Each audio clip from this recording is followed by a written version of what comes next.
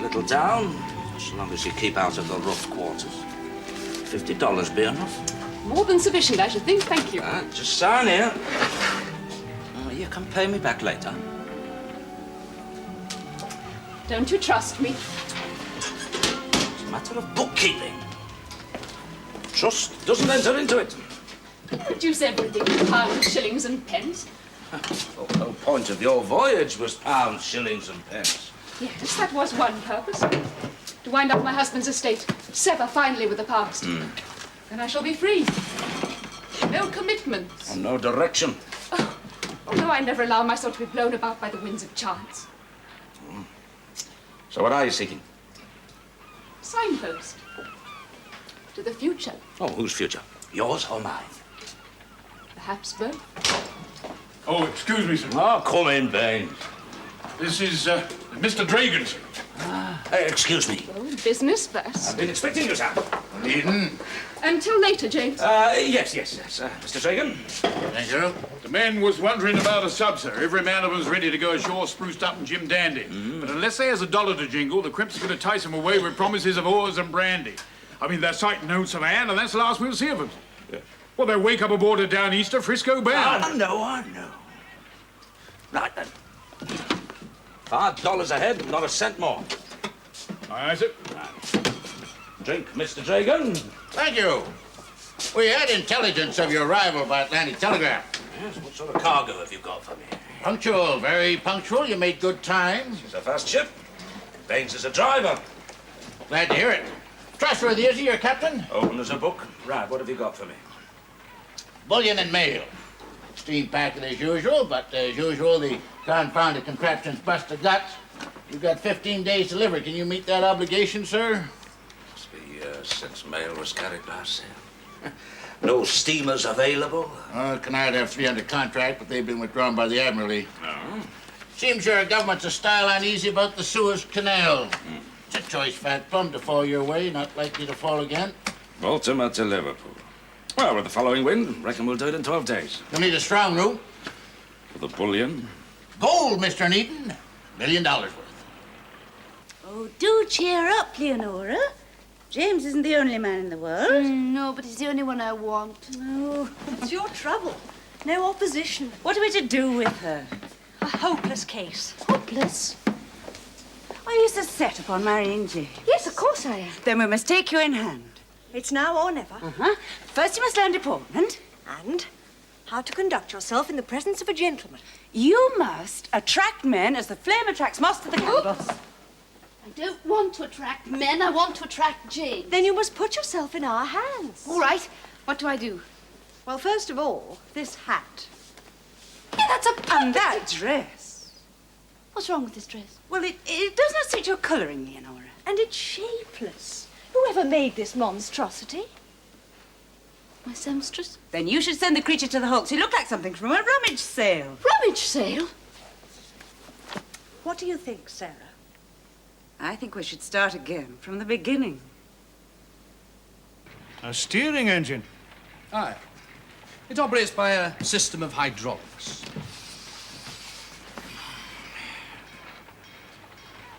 No, it'll never work. You see, all the pressure is applied here, at the fulcrum. Oh, it does work, Mr. Fraser. It's been operating aboard the Onedin since the day she was fitted out. It's your son's invention. Ah. Well, Albert always was ahead of his time. Oh, no, you don't follow. Look, if a device like this were made available to the shipping industry as a whole, it would be worth a fortune. You build ships, Mr. Fraser. You know full well that the weak point of all steamships is a series of rods and chains connecting the wheel to the auxiliary steering engine. It's exposed to wear and weather. It only requires one link to snap and the whole ship is helpless. Now, Albert has resolved this problem by replacing these rods and chains with hydraulic fluid running in copper pipes below deck and sheltered from the weather. It's never required attention since the day it was installed.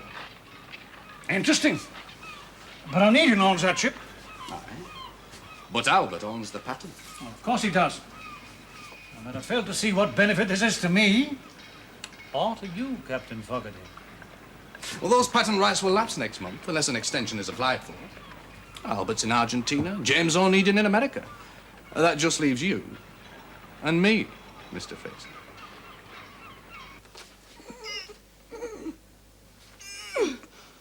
You must swell out more at the top and less at the waist. More? More. More? Yes. Oh, that's better. Can't breathe. Well, the measure of success is when you're afraid to breathe. Try walking across the room.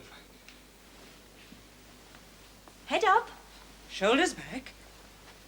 Well, I think we can make something of her. Well, she does have certain attributes. Yes, but that hair. Here, sit down, Leonora. On the chair, take it easy. Now, Sarah, loosen these curls. Oh, Stop. no, leave me alone. What does it matter? James is far away in America anyway. Well, that's true.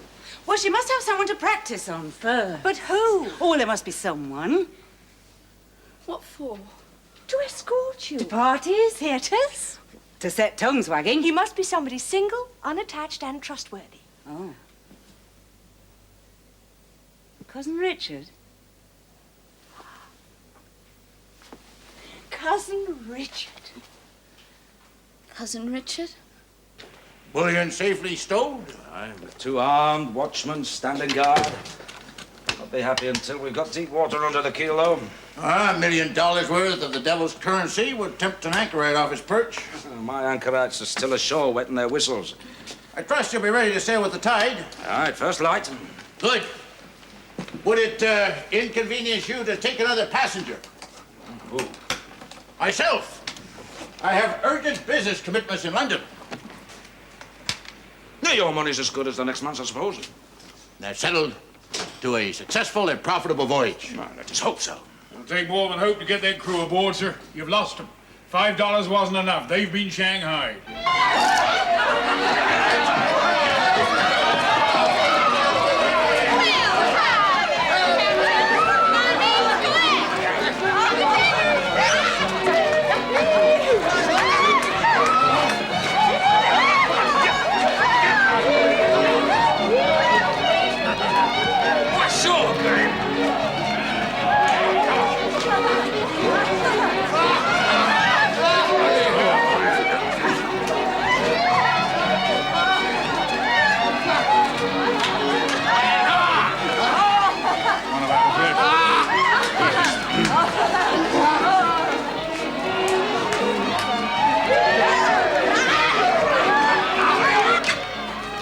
Get out of here! Hey, I know you. You're a little Jimmy, odd name, Onedin. I know you. Bartholomew, I want my crew back. You changed that a little. I remember you as a green young fella, boasting of the Barracuda. Am I right? Got a sharp memory, old man. Never forget her face, or her death. And now you're in the paddy to be off with the mail for the Queen of England. Still well informed, eh?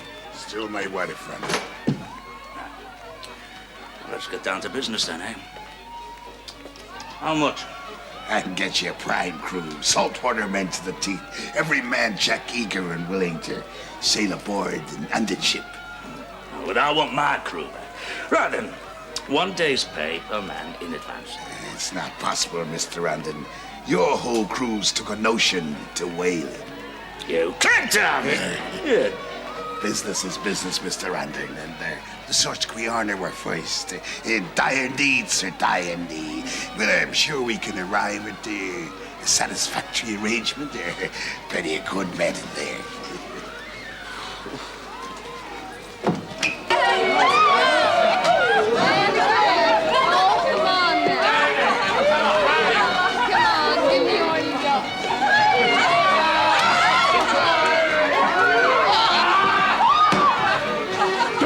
Shanghai brandy, would you?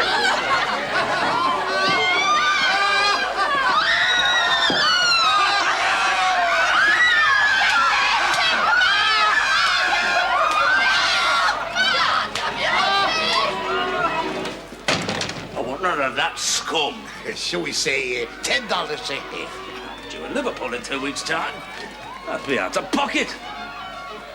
$5 a head. Oh, you always did drive a hard bargain, as I remember. Will you take a little refreshment while we discuss the day? found myself aboard a Yankee bloodboat, halfway round the Horn. Look, I don't want any beachcombers, stiffs or drunks. What can you do for me, old man, eh?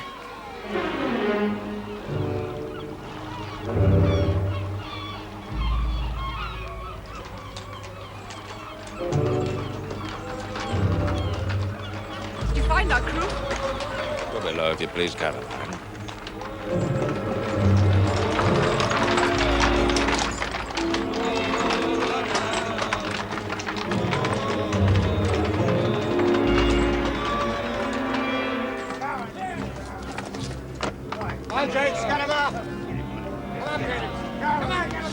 Get out.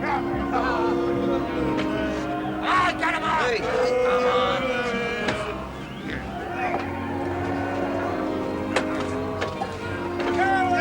That's it, Peter's got him. Come on. Come on. I'm the dog.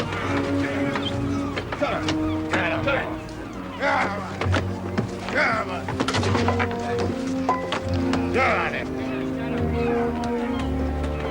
Open, Captain. Signed on as bosun. Right, Hogan. There's a well and drive below. Aye, aye, Captain. Come on your feet, you scum! Come on! Move! Move!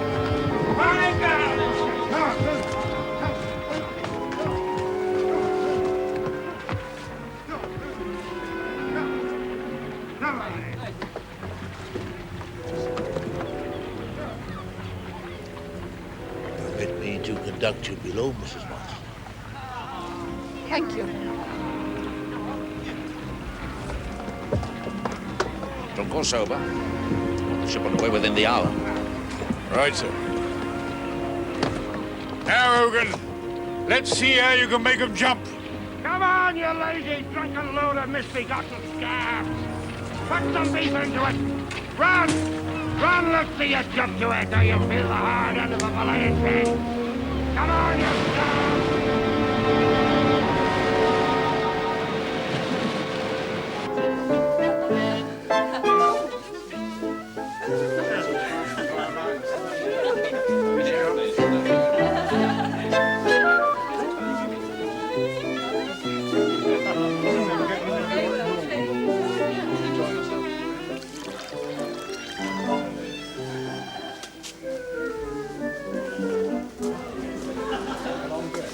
Come, sir. No heel taps. Thank you, Captain Webster. I have quite sufficient.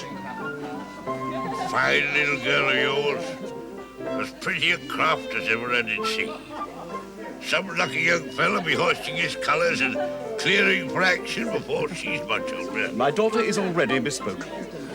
I've given the matter long and careful consideration and come to the conclusion it is high time she was married to someone of mature judgment and stable character. An opinion reinforced by her quite frivolous behavior these last few days. That dress is quite immodest. Aye. To be cast up on a lee shore with all that top and back. Want to get her wedded and buried. That always takes the starch out of the stage. You have a quite disgusting turn of phrase, Captain Webster, which I tolerate only in consideration of your advanced years. Oh, you're sanctimonious, prating, preaching crew of backsliders nowadays. In any case, whatever I say, she will have her way and marry the man. Well, you're not waste on that prancing fop. Of course not. I'm talking about Mr. Onedin. What? You wouldn't throw her away on that parsimonious son-in-law, man? It so happens that Mr. Onedin is Leonora's choice. I shall discuss terms with him on his return.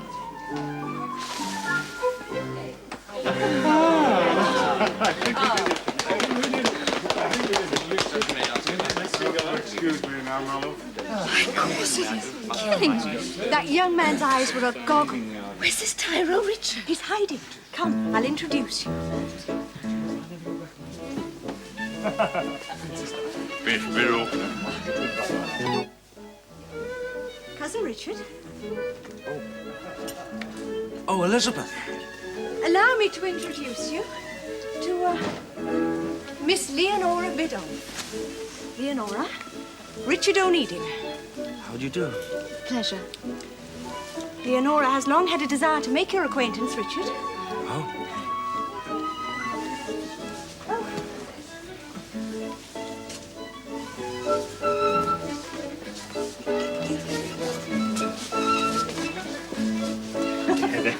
You ask a great deal for what is rightfully mine, Captain Fogarty. Well, your son's, Mr. Fraser. The patent is Albert's.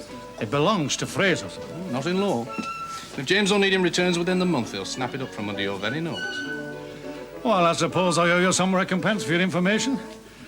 But £1,000 is a great deal of money. A drop in the ocean compared to the value of those patent rights. As you yourself can make no possible claim, what's to stop me from simply renewing the option on my son's behalf, letting you whistle for your reward? Sense of moral obligation. I believe you to be a hard man, Mr. Fraser, but a just one. Acceptance of your compliment is liable to cost me dear. You must have some reason for fixing upon such a figure. There's more than common greed behind it. It will enable me to make a new beginning. £1,000 as capital, I can make a fresh start abroad. Oh. Australia, I thought. So, I am to capitalize the venture, am I? Very well, Captain Fogarty. I dare say it's worthwhile, if only to keep it out of Onedin's hands. What will you require? Your authorization. And on the 15th of the month, I shall be outside the door of those patent office waiting for them to open. £1,000 on delivery. Agreed. Penny for your thoughts. Oh, they're worth a deal more than that. What are? Patent rights. What patents? Well, I'm not rightly sure, but they're worth a great deal of money to someone. Oh, Robert, all you ever think of these days is money. Do you go to many parties, Mr. Onedin? I'm sure you must be in great demand. I'm afraid I'm not one for the social graces, really, Miss Biddle. No, I think you're being too modest. I'm sure you dance like a dream. Oh, pardon me, Miss Biddulph, will you do me the honor? Thank you.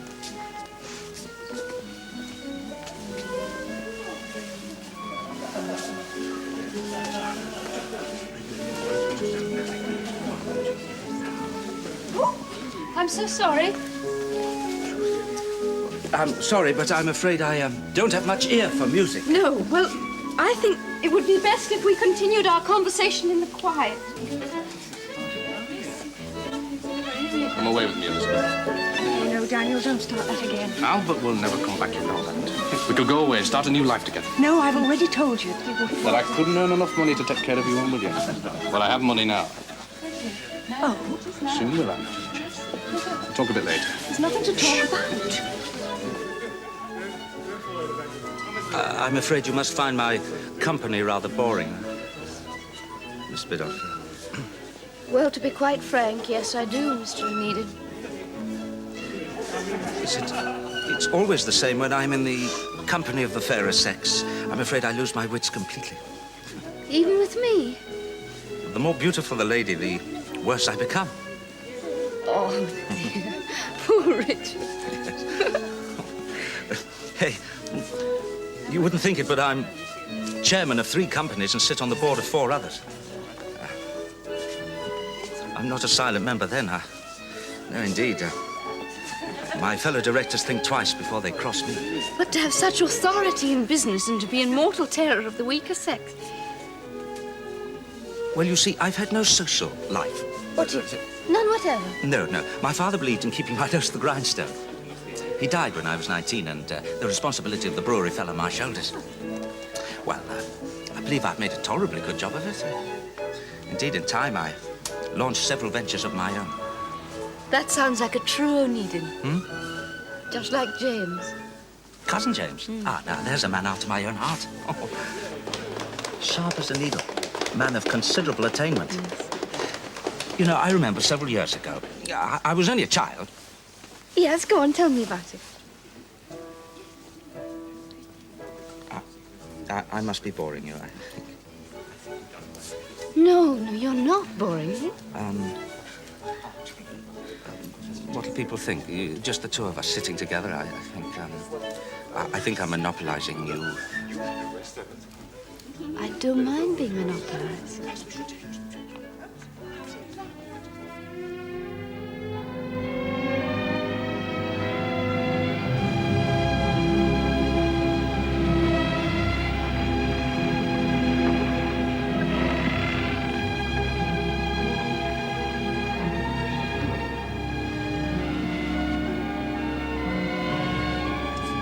One more hour, we shall be clear of the Chesapeake, heading for the open sea. You make navigation seem so easy. It is. We calculate by applying the principles of spherical trigonometry. And it looks incredibly complicated. That's all, Dan. James, is she still uppermost in your mind? No. Biddulph was right when he said the memory would fade. You know, James, you really ought to consider marrying again. Oh, why? You require a son. Is that the only reason? Yes. I think it your only reason. I already have a daughter. Poor child. She's well cared for. Oh, passed from hand to hand like an unwanted parcel. With a father who appears out of the night like some fairy story ogre. Have you no affection for her? Can't help it. There it is. So the memory has not completely faded. Poor James. Yes, you really must marry again. I have thought of it. And readily took no for an answer. And no doubt if I were to ask again, would receive the same reply. Oh, so you want the reply before putting the question. What are you afraid of, James? A second rebuff? Or that I might say yes?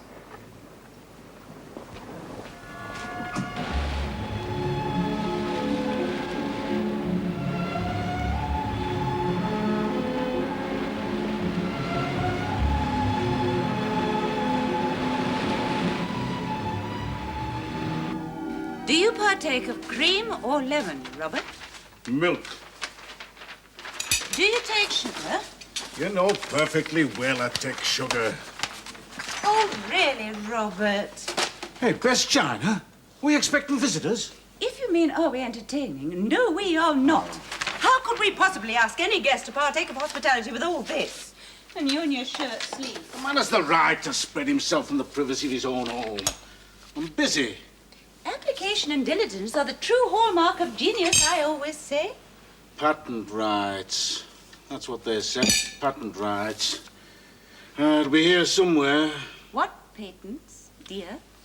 Patents worth a great deal of money. Something to do with the ship. Our ship. Oh, they're sharp, those two. Very sharp. I do think, dear heart, that your perspicacity and acumen in matters of business are far in excess of that of either Mr. Fraser or Mr. Fogarty. If only I knew what I was looking for. The art of conversation forms one of the greatest charms of modern society and is therefore deserving of consideration. Oh, for heaven's sake, Sarah! Hold your tongue.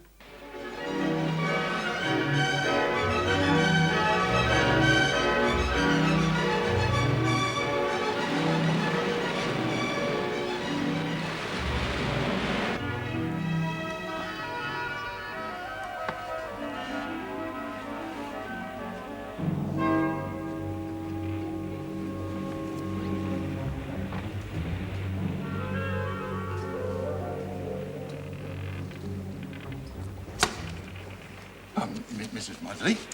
Mr. Dragon, I see you suffer from the same bump of curiosity as myself. I personally will never make sense of a chart. Oh, well, that's quite simple, really. Our noon position was 185 miles east of Cape Charles. We're traveling due east, coast hauled on a port tack at an average speed of approximately 12 knots. Where did you acquire all this knowledge, Mr. Dragon? At sea, I was a master mariner before my leg was crushed in the fall. Yes, well, I must leave you to your studies, Mrs. Maudsley. Good afternoon. Good afternoon, Mr. Dragon. Onedin. What did he want? Mr. Dragon was explaining our present position to me. Got no right in the chart room. No.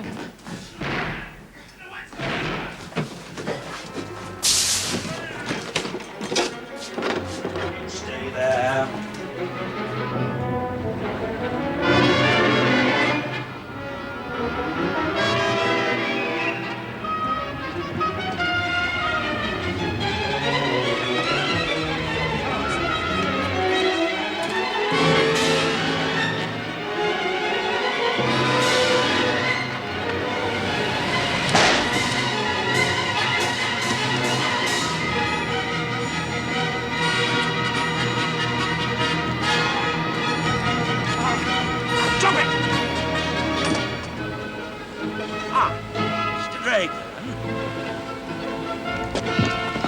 Captain Onedin. James!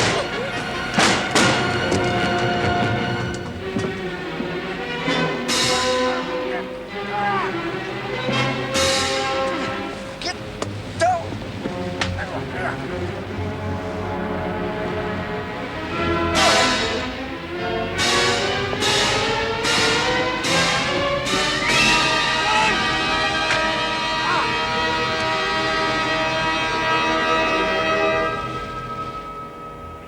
What am I to do with you?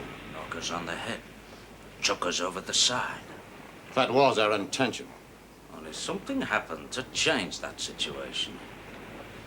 Dragon was your navigator. And now he's dead. We have a problem. Now, one of you will navigate. Now, the choice is yours. All right, I'll do your navigation for you. Only any threat, insult, or injury, I'll run the ship in circles. I can read a chart on it. All right, then. I say that's our position. Now you prove it otherwise. Our rendezvous is 2436 north by 7120 west. About 800 miles from there, our noon position. Now, you've got 4 days, Onedin. You'll hang. Ships disappear, Captain. And the crew's with them. They've been promised $1,000 a man. If they live to collect it, eh? You and I will get along fine, Onedin. Just fine. Now, keep your eye on them. I counted 6 mutineers. Rest of the crew were as taken by surprise as we were. Must be expecting a small island schooner. Maybe off the Bahamas, eh? Yeah, but they don't want the ship. It's the gold they're after. So they'll sink the ship and us with it. We've got 4 days.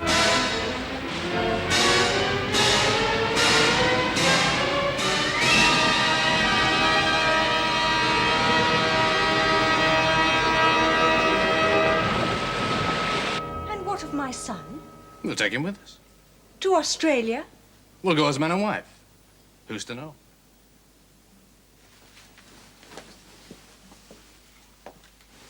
I am to give up all this? An accumulation of debts. It's a grave risk. It's a new life. At the other side of the world? It's a wealthy country. Well, what will you do? Raise sheep. Sheep? Yes. Australian wool and Australian mutton. Fortunes have been made and are waiting to be made.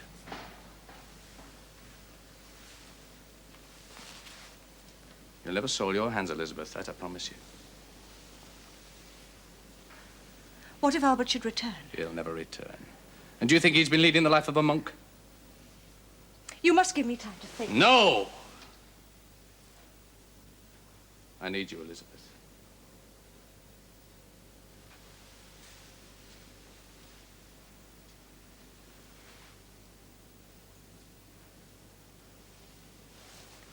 Oh, Daniel. I must ask you, sir, to declare... Oh, thank you. To declare your intentions towards my daughter. Do you partake of sugar? 1 lump or 2? Thank you, too. Well, sir? Oh, my intentions are by no means as unworthy as your suspicions. Miss Leonora has just been kind enough to honor me with her company. There is gossip, sir. Gossip. Do try some seed cake. It's from a very old recipe, and I would so appreciate your opinion. Yes, my daughter is utterly lacking in guile. She cannot be expected to comprehend the wiles and stratagems of idle-tongued rumor-mongers. And the girl is never free of your company, damn it. I assure you that your fears are ill-founded. Yes, and I tell you, sir, that there is gossip. Seed cake. Thank you. Moreover, sir, you must be aware that it is my avowed intention that she should marry your cousin, James Onedin. Yes, well, I am also aware that that is Leonora's intention. Honestly, I don't see myself in the role of rival. Yes, but I forbid you to continue this association. Oh, well, now, surely that must be a decision up to your daughter. She will obey me. Oh, well, now, if you're going to play the tyrant... Now, don't you cross me, young man. Sauce for the goose, Mr. Bildoff, is also reputed to be sauce for the gander. And what is that supposed to mean? I believe that you're in the process of expanding one of your coal fields. You borrowed substantially. I hold your paper. So don't you cross me. I'm ready, Richard. Richard, dear. Oh, dear, no. Well, thank you, Sarah, for your hospitality. Mr. Biddulph, it's been a pleasure. Good day to you, Mr. Onedin. Leonora.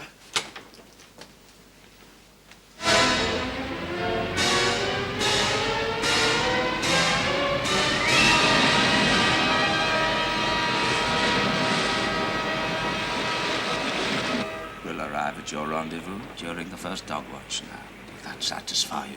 You're up to something, Onedin. Oh, I'll keep my word. As long as you keep your... I don't trust you, and I don't trust this. You're crowded on sail and made fast passage. Why? Oh, now, isn't that what you require? Now, if we don't sight this schooner, Onedin... You? All right. Watch them.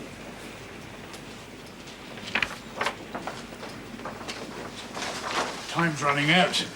It's also Hogan's view. We should make our move now. No, that's just what they expect. Now then, will the wind hold? Blowing steady from the west. We're on a broad reach, making about 30 knots. Taking some canvas, sail her as close to the wind as you can, under main and foresail. Now, I reckon that schooner will arrive at the rendezvous early. He'll be anxious not to miss us, you see. He'll patrol this area. I don't want to come upon him until an hour before sunset. Why wait that long, sir? 2 have been killed out of 6. There are only 4 mutineers left to worry about. I mean, we can tackle 4. They're armed. We're not. Oh, no. We'll let Hogan shorten the odds for us,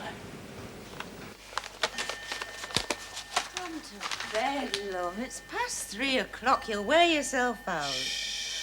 Oh, I don't know why you're going to so much trouble. Fraser and Fogarty. They're up to something. Hey, I never knew a ship carried so many patents. And why should that concern us? Because there's money. A great deal of money, one of them said. In Albert's absence, it's company money. Albert? Now, wait a minute. Oh, come on, come to bed. No, this rings a bell now. Hydraulic steering gear. What is it? Some sort of steering gadget. And here's a note in Albert's workbook. Patent applied for, granted, quintennial option of renewal on payment of £5. Due on the 15th of September. That's next week. I shall confront Fraser.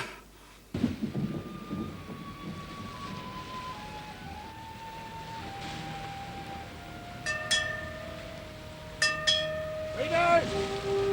Up aloft! Masthead!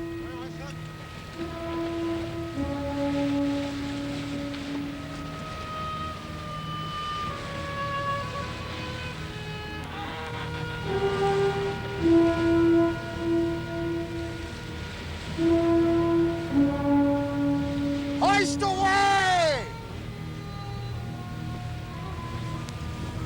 Red canvas.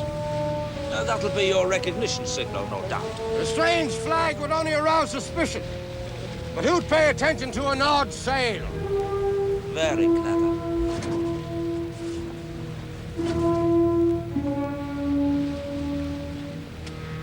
Mrs. Maudsley. We shall be sighting the schooner shortly. Below. You're sailing mighty close to the wind, Captain. So are you, Hogan. So are you. Well, grant us that we know our business, Hogan. Hello, going on the boat now.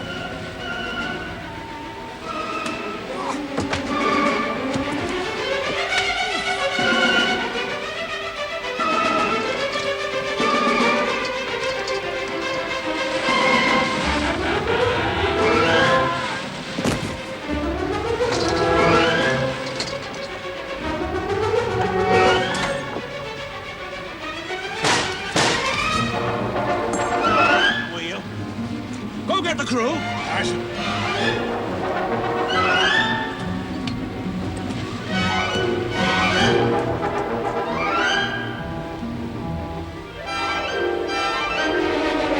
Keep quite still, Mr. Hogan. Come on, out you come. Quickly. Andrew. Get aloft! Trim the sails! Royals and to'gallants. Come on, sail all braces there. Steal my ship, would you?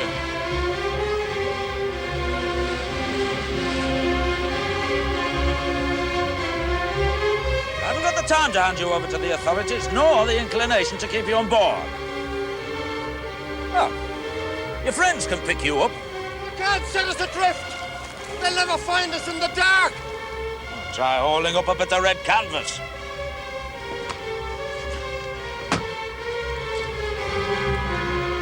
Captain Baines, Liverpool in 11 days.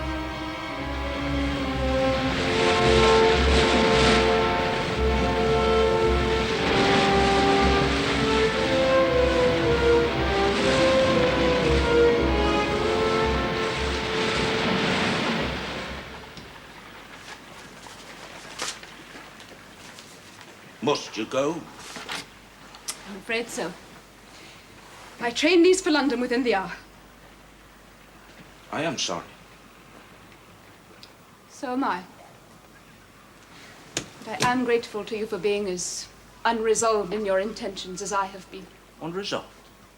Else you would have asked me again, and more persuasively, and I might have said yes. And how wrong that would have been. Oh, James, you know it as well as I. That's why you didn't ask me. Oh, we might have made a good partnership, you and I. But a poor marriage. Well, one's dependent on the other. Yes, perhaps. But you need a loving wife, one who'll devote herself to you and bear you sons. I would chastise you at the breakfast table for ill treatment of your seamen, and leave your clothes unmended to go off campaigning with Mr. Plimsoll. Oh, on deck with that.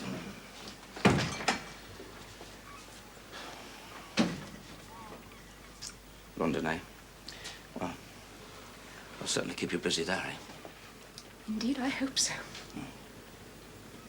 Ah, well,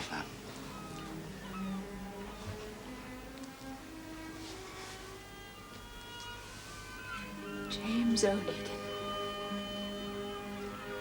To my shame, when I look at you now, the low opinion I held of you when we first met, when you just saved my life,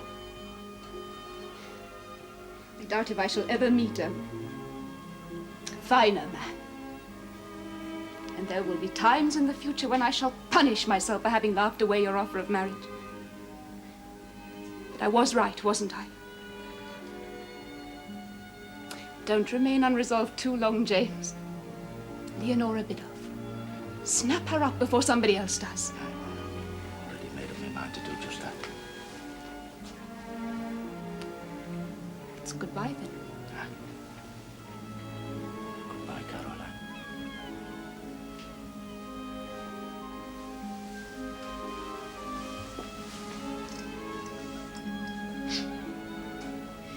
And when you do propose to Leonora Biddulph,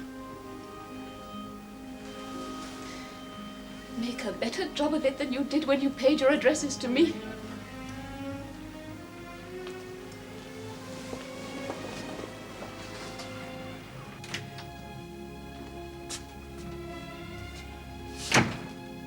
Hello? Elizabeth? Anyone at home? Elizabeth?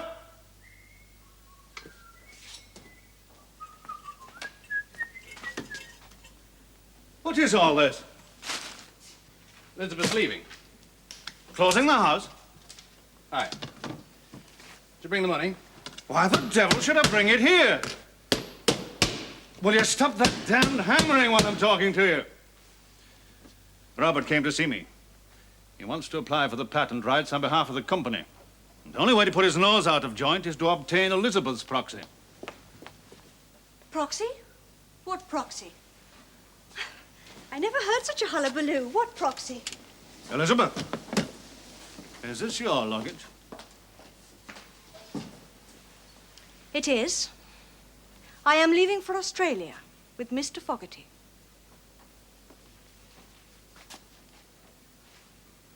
You adulterous little bitch! Guard your tongue, Fraser.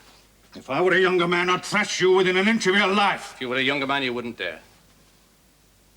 You disgust me, madam.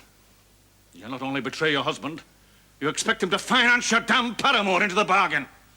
Not a penny piece, Daniel, not a penny piece.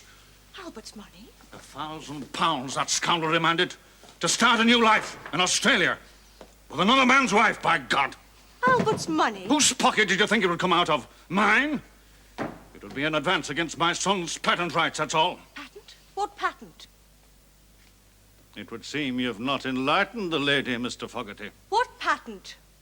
Worth a fortune in future royalty payments.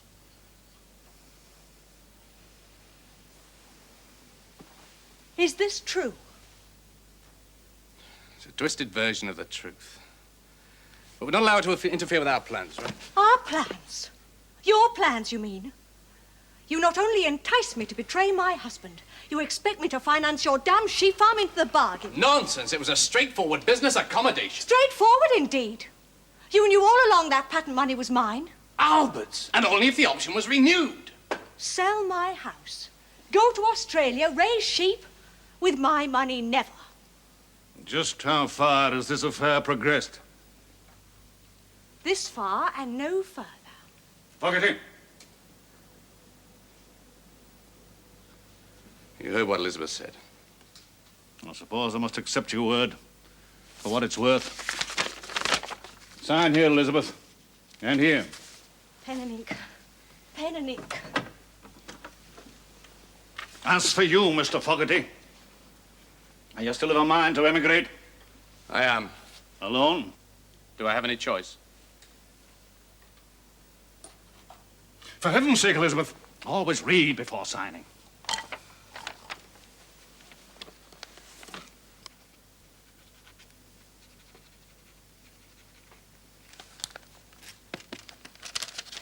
I'm a man of my word. Take your Judas money and yourself to the devil.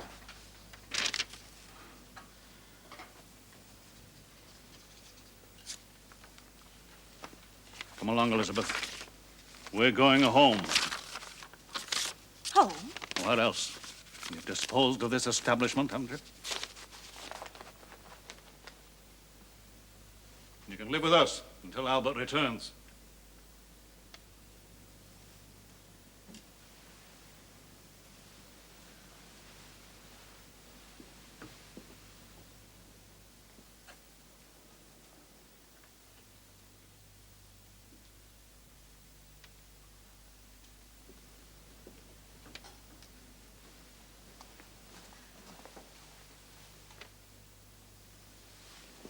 Meanwhile, this skeleton will remain firmly locked in the closet. Goodbye,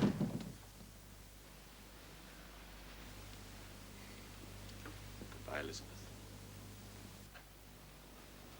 Cousin Richard. He's taking it to the op. Ah, you must remember Cousin Richard. He's in brewing. Ah, and he's worth a pretty penny. Oh, Robert's trying to persuade him to buy some shares in the James, shop.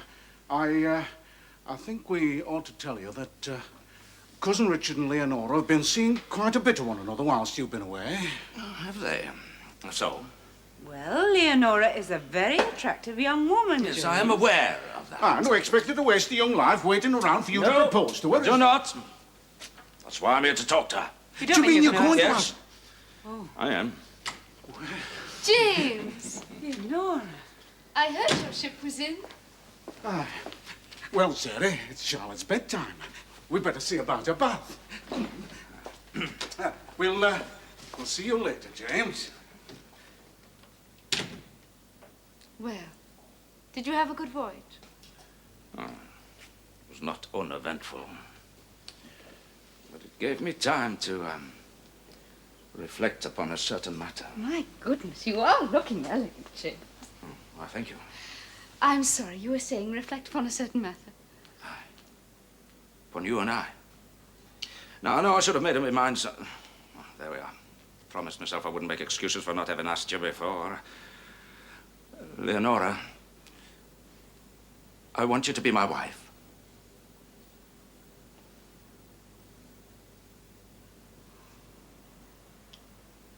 Would you like me to repeat that? No, please don't.